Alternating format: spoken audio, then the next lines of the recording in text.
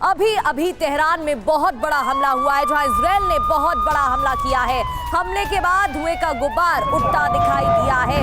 तो तेहरान में हमले हो रहे हैं। अब देखिए, इसके पीछे भी कई ऑब्जेक्टिव हैं, इस पर हम चर्चा करेंगे, लेकिन पहले तस्वीरें आप देखिए।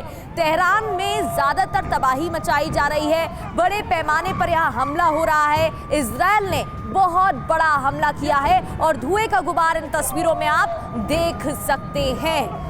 तो ईरान पर दबाव बनाने की कोशिश, प्रॉक्सी स्टेट की मदद ना कर पाए, फंडिंग ना कर पाए, तेहरान में तबाही मचाई जा रही है, हमले हो रहे हैं और उसकी तस्वीर आपके सामने।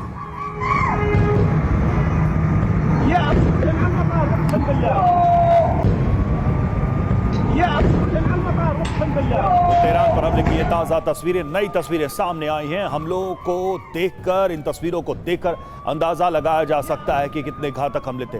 एक बार फिर से सुनते हैं, जब हमला हुआ तब क्या स्थिति।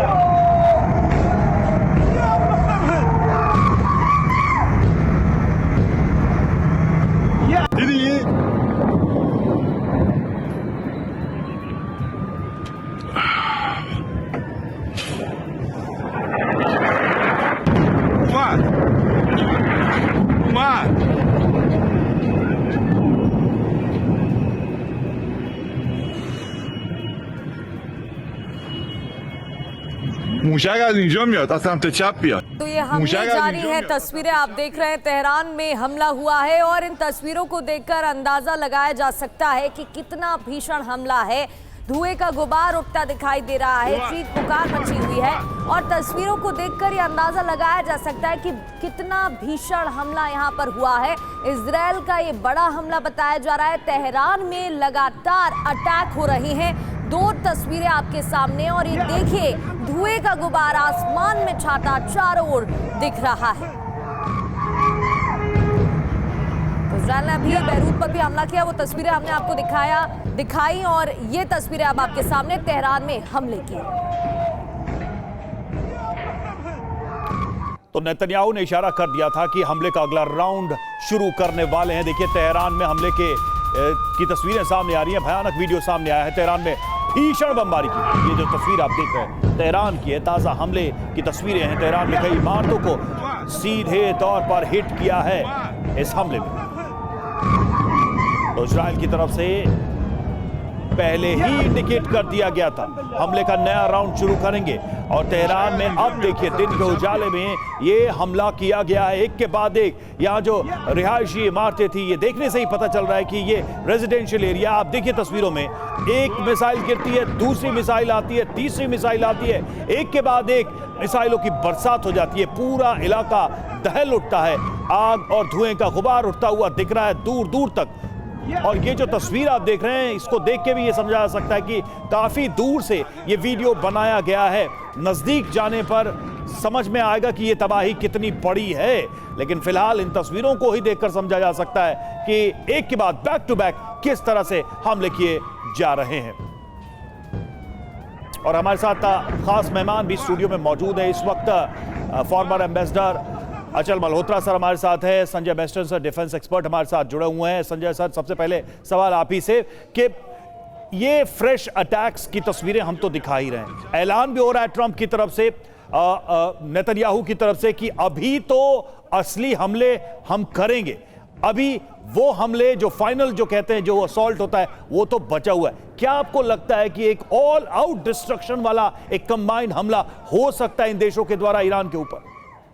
और अभी जिस प्रकार चल रहा है, मेरे को लगता है कि और हमले लगातार चलते रहेंगे यूएस और इजराइल के ज़रिए, और साथ में ईरान भी अपना ऑफेंसिव जारी रखेगा। वो भी ड्रोन्स तमाम गल्फ़ कंट्रीज़ में और इजराइल में फायर करता रहेगा। आपने देखा है इराक़ में भी फायर किए, जहाँ पर यूएस का मिलिट्री बेस है।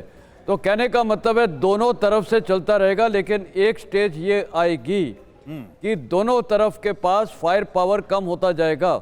इसकी भी एक लिमिटेशन है। और ख़ासकर अगर एनालिसिस करें, ईरान की उसकी सबसे बड़ी ताकत आज है उसकी मिसाइल्स और ड्रोन्स, और उसके लिए आपको चाहिए लॉन्चर्स। और अभी क्योंकि कमांड कंट्रोल इनका काफ़ी तितर बितर हो गया है, लेकिन ये जितने भी फायरिंग डिटैचमेंट्स हैं, आर्म फोर्सेस में भी होता है, वो छोटे छोटे डिटैचमेंट्स इंडिपेंडेंट चले जाते हैं, अलग अलग बिखर जाते हैं और उनके टास्क पहले से ही निर्धारित कर दिए जाते हैं। कहने का मतलब है नहीं, मैं सर, मेरा सवाल इसलिए था, क्या अमेरिका और इजराइल वेट कर रहे हैं कि लॉन्ग रेंज की जो कैपेसिटी है हिट करने की ईरान की, वो धीरे धीरे कम हो और तब हम एक फ्रेश अटैक लॉन्च करें, बड़ा अटैक लॉन्च करें? बिल्कुल, इनका प्लान यही है कि धीरे धीरे इनके जो मिसाइल सिस्टम्स है, ड्रोन सिस्टम्स है, इनको धीरे धीरे खात्मा करना, और इसी के लिए टारगेटेड अटैकिंग हो रही है। आपने कई वीडियोस देखे, लॉन्चर्स और जो लॉन्च साइट्स हैं, लॉन्च पैड्स हैं, इनको बर्बाद किया जा रहा है। क्योंकि जब ये होने लगेगा और उसकी कैपेसिटी कम हो जाएगी ईरान की, तो उसके ऑटोमेटिकली हमले जीसीसी कंट्री और ये इजराइल में कम हो जाएंगे। साथ में इजराइल भी चाह रहा है, ईरान भी चाह रहा है कि मैं अभी हमला करता रहूं। उसको क्या फ़ायदा अगर ये कॉन्फ्लिक्ट बढ़ाता है, तो वो उसके हित में, क्योंकि अमेरिकन के हित में नहीं है। कैजुअल्टी ज़्यादा होंगी अमेरिकन की, और फिर वो बॉडी बैग्स जब अमेरिका में जाएंगे तो वहाँ की पब्लिक ट्रंप के अगेंस्ट हो जाएगी। तो यूएस और इजराइल चाहते हैं ये जल्दी से जल्दी कॉन्फ्लिक्ट ख़त्म हो।